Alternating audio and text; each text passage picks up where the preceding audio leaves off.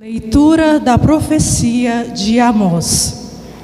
Assim diz o Senhor Todo-Poderoso: ai dos que vivem despreocupadamente em Sião, os que se sentem seguros nas alturas de Samaria, os que dormem em camas de marfim, deitam-se em almofadas, comendo cordeiros do rebanho e novilhos do seu gado. Os que cantam ao som das harpas, ou como Davi, dedilham instrumentos musicais. Os que bebem vinho em taças e se perfumam com os mais finos ungüentos, e não se preocupam com a ruína de José. Por isso, eles irão agora para o desterro, na primeira fila, e o bando dos gozadores será desfeito. Palavra do Senhor. O salmo será cantado: bendize minha alma e louva ao Senhor.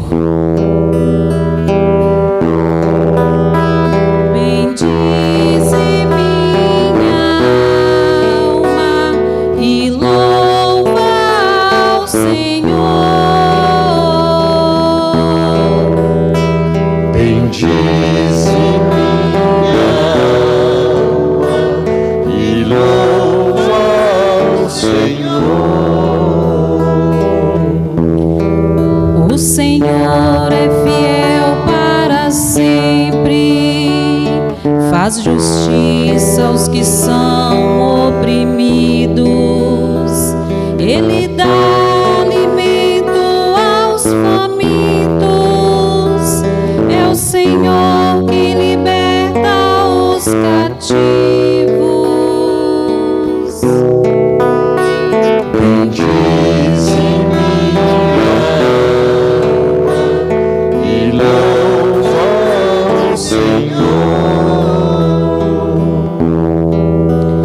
O Senhor abre os olhos aos cegos, o Senhor faz erguer-se o caído, o Senhor ama aquele que é justo, o Senhor quem protege o estrangeiro. Bendize, ó minha alma, e louva ao Senhor. Ele ampara a viúva e o órfão, mas confunde os caminhos dos maus. O Senhor reinará para sempre. Ó Sião, o teu Deus reinará para sempre, por todos os séculos. Bendize, ó minha alma, e louva ao Senhor.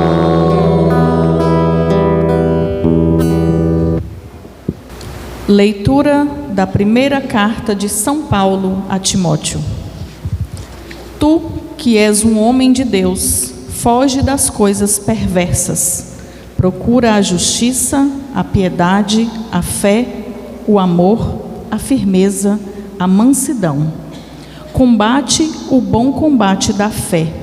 Conquista a vida eterna, para a qual foste chamado e pela qual fizeste tua nobre profissão de fé, diante de muitas testemunhas, diante de Deus, que dá a vida para todas as coisas, e de Cristo Jesus, que deu o bom testemunho da verdade perante Pôncio Pilatos. Eu te ordeno, guarda o teu mandato íntegro e sem mancha, até a manifestação gloriosa do nosso Senhor Jesus Cristo.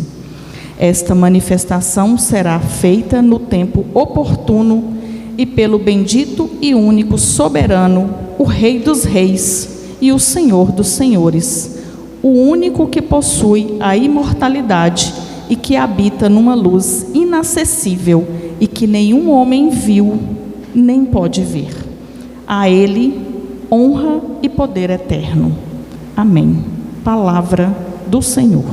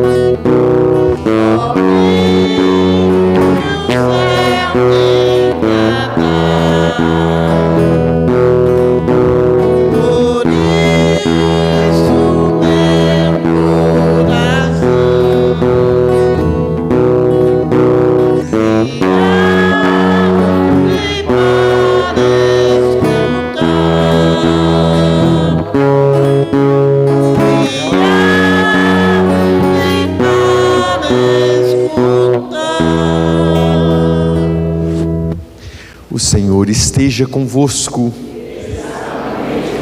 Proclamação do Evangelho de Jesus Cristo segundo Lucas.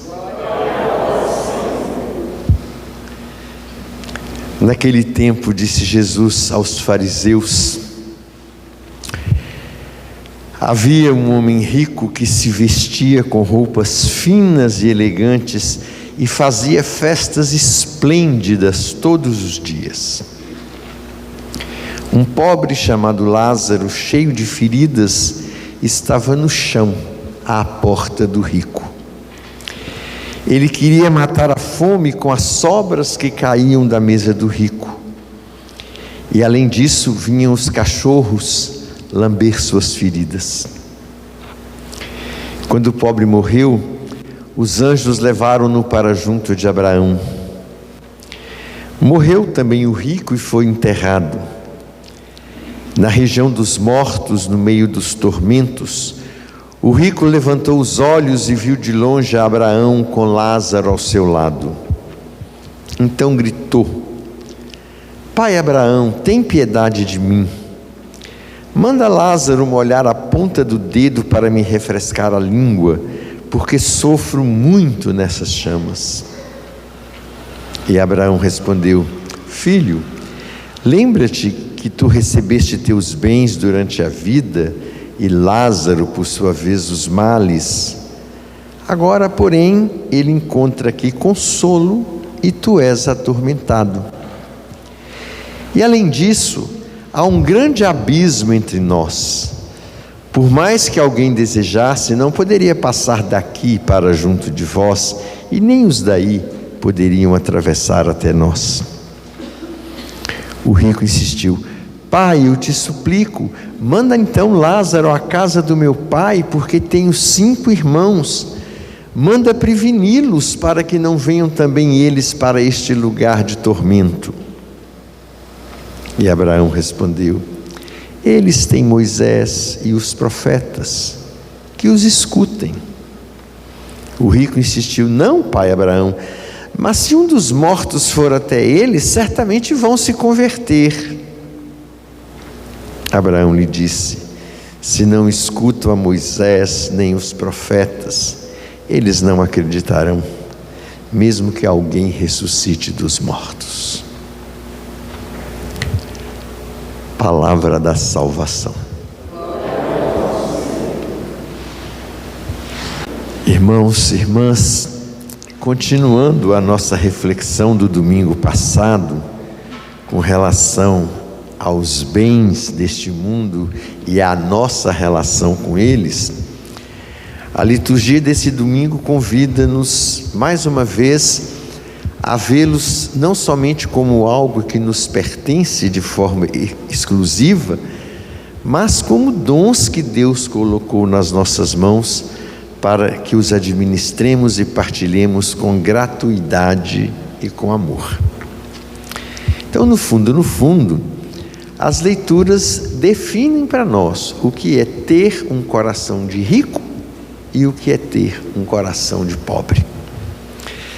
Na primeira leitura, o profeta Amós denuncia violentamente uma classe dirigente ociosa que vive no luxo à custa da exploração dos pobres e que não se preocupa minimamente com o sofrimento e a miséria dos humildes. Trata-se da classe dirigente, a classe rica, indolente, parasita, que vive comodamente nos palácios da capital, que vive numa eterna festa, que esbanja em luxos, que resulta em última análise da exploração dos mais pobres e das rapinas e prepotências cometidas contra os fracos, e que até nem trabalham, nem ficam no país, nem trabalham, mas recebem o dinheiro que lhes vem daquilo que o povo paga obrigatoriamente aos tesouros. Jesus falava para este povo lá já, Jesus não, Amós falava para esse povo já na sua época. Porque enquanto isso, os pobres trabalham duramente numa existência cheia de dores, de trabalhos, de misérias, para sustentarem a indolência e o luxo da classe dirigente, que vive egoisticamente mergulhada no seu mundo cômodo e não se preocupa minimamente com a miséria e o sofrimento que aflige os seus outros irmãos. Se a gente atualiza essa palavra, a gente pensa esse ano, por exemplo, o que os nossos dirigentes votaram a favor do povo? Nada. Estão mais preocupados em fazer emendas que os protejam, que os blindem, né? De maneira tal que eles jamais sejam considerados réus, né? Por mais trapaças que venham a fazer. E esta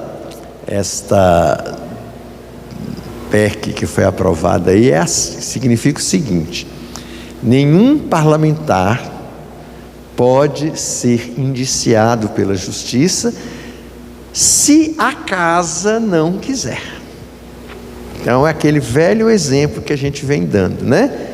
Se o time começa a jogar, o jogador vai lá, faz uma falta perigosíssima, quebra a perna do adversário, o juiz não pode dar cartão vermelho, só se o time deixar e quiser.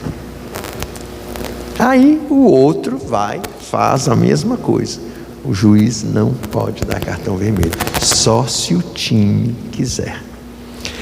Bem esta figura que Amós está denunciando lá no Antigo Testamento.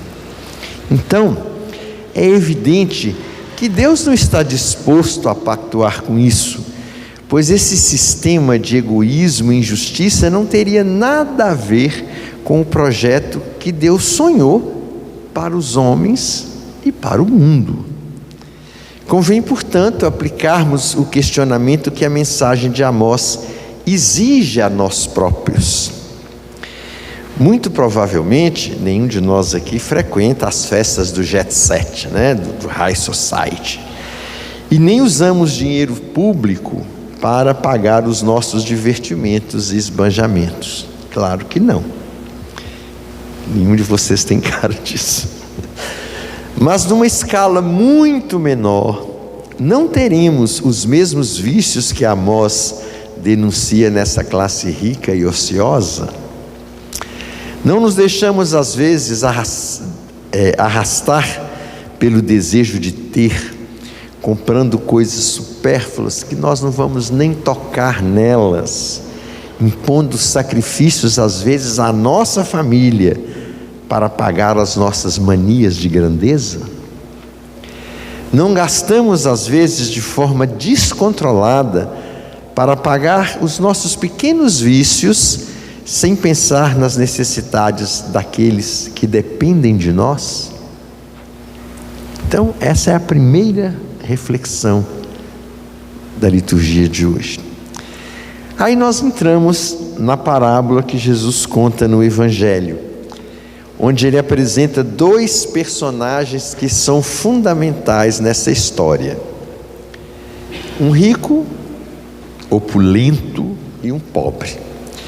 Do rico disse apenas que ele se vestia de púrpura e linho fino e que dava esplêndidas festas. De resto não se disse se ele era mau, se ele era bom, se ele frequentava o templo ou não, se ele explorava os pobres ou se era insensível ao seu sofrimento. Nenhum comentário. Do pobre Lázaro disse apenas também que ele jazia ali no portão do rico e que estava coberto de chagas, que até os cachorros vinham lamber-lhe as feridas, e que desejava apenas saciar-se das migalhas que caíam da mesa do rico. Pronto, Jesus descreve os dois personagens.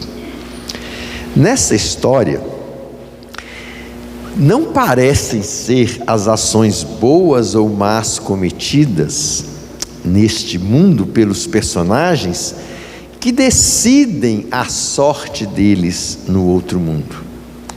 Não se fala nada das ações, nem do rico, nem do pobre, né? Então, por que é que um é destinado aos tormentos e o outro ao banquete do reino? O que verdadeiramente está em jogo, em causa, nesta parábola de Jesus? A resposta só poderia ser uma. O que determina a diferença de destinos é a riqueza e a pobreza. É o coração de rico e o coração de pobre. Todas as parábolas que Jesus conta sobre o reino, ele coloca isso em jogo. Vem a parábola do juízo final: tudo que vocês fizeram ao menor dos meus irmãos, mesmo sem saber, era a mim que vocês estavam fazendo. Então, na perspectiva de São Lucas, a riqueza, ela é sempre culpada, porque ela não se explica muito bem. Quando São Lucas fala de riqueza, ele está falando desta posse absurda de bens que acabam insensibilizando o coração da pessoa. O que ele tem daria para sobreviver em 1.000 pessoas, 2.000 pessoas, daquilo que um tem. Então, para São Lucas, esta riqueza é sempre culpada, seja ela legítima ou ilegítima. Ah, mas é porque eu herdei, né? Tá, se você herdou e faz como o jovem rico lá do Evangelho, que não é capaz de escutar Jesus falando: escuta, aqui você tem demais, reparta um pouquinho, dá mais um pouquinho, resolve o problema de muita gente que está sofrendo, que não tem nada. E o jovem ficou triste e voltou para casa, não quis seguir Jesus, porque ele não estava disposto a colocar os seus bens em questão. Então, para São Lucas, é isso o coração do rico. Nessa história, Jesus quer nos ensinar que nós não somos donos dos bens que Deus colocou nas nossas mãos, ainda que tenhamos adquirido de forma legítima, mas são dons. Nós somos apenas administradores, encarregados de partilhar com os irmãos aquilo que pertence a todos. Porque na lógica da balança, é claro que se tem muito aqui, é porque não tem aqui. Quando não tem equilíbrio, tem um lado tirando vantagem em cima de outro lado. E nessas questões de dinheiro, é uma minoria muito pequena que tira vantagens em cima de uma grande maioria, né? Que se esforça, mas não tem a mesma sorte, se é que é sorte ter dinheiro. Muito bem. Quem se apossa desses bens em benefício próprio, sem os partilhar, frauda o projeto de Deus. Esquecer isto é viver de forma egoísta e por isso estar destinado aos tormentos. O egoísmo é a casa dos nossos tormentos, é a casa que nos queima por dentro, que arde dentro de nós. Então, na segunda parte da parábola, insiste-se que a Escritura apresenta o caminho seguro para aprender e assumir a atitude correta em relação aos bens. Pai Abraão, manda Lázaro molhar o dedo na água e vir saciar minha sede. Não tem como passar daqui para lá, de lá para cá, né? Então, manda alguém lá, que está aqui, que ressuscita alguém para ir lá falar para os meus irmãos. Eu tenho 5, preveni-los para que eles não venham viver na minha condição. E a resposta é: mas eles têm lá já a palavra de Moisés, né, a lei de Deus, tem lá a palavra dos profetas, né? Tem aqueles que anunciam a justiça. Ouçam eles. Não, mas eles são tão egoístas quanto eu. Eles não vão ouvir, não. Eles vão ouvir talvez se algum morto ressuscitar. Aí eles vão ficar impactados. E a resposta é: não vão se impactar. Quem não crê na palavra, ainda que um morto ressuscite dos mortos, não vai acreditar. Olha onde Jesus foi parar. Ainda que um morto ressuscite dos mortos, não vai parar. Por quê? Porque o fechamento é tão grande dentro das próprias posses que não sobra espaço para reconhecer Deus, nem como fonte de tudo que somos e temos, e nem como destino de nossa vida e de nossa história.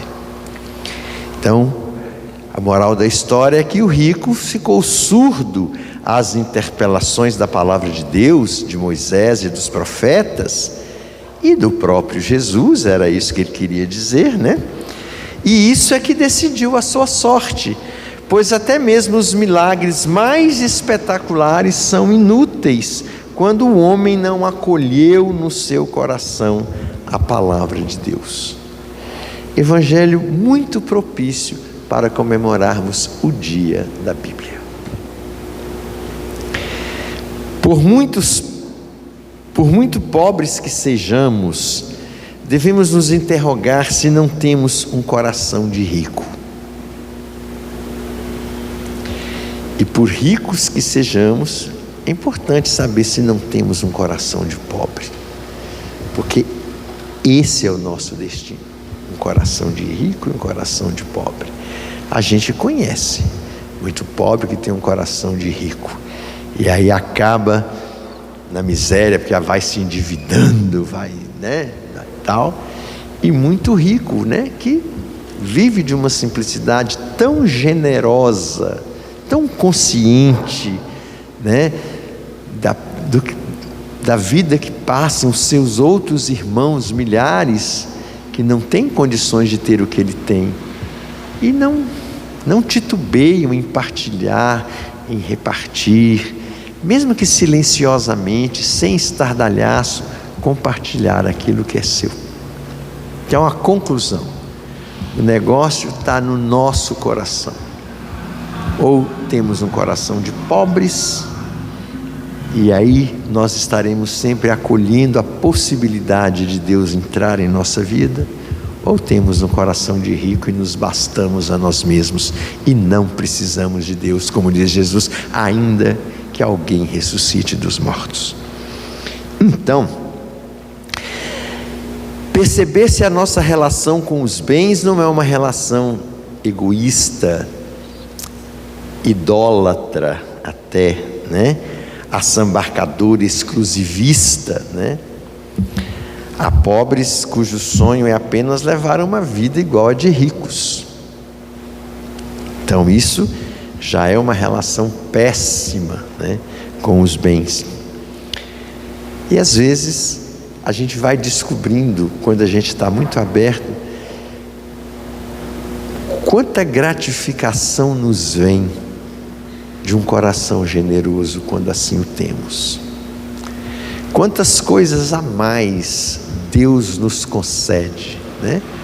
Quando a gente não hesita em sermos irmãos, nos aproximarmos de quem precisa do nosso socorro, de dar sem querer receber. Quanta coisa a mais Deus nos dá, sobretudo a alegria de nos sentirmos gente, amados, úteis, né, de uma vida que faça sentido. Então não esqueçamos, é a palavra de Deus que nos questiona continuamente e que nos permite a mudança de um coração egoísta para um coração capaz de amar e partilhar. Quem não entende esta palavra de Deus não dá esse passo, não converte o coração, não sai da sua bolha de conforto pessoal, mesmo que um morto ressuscite. Amém.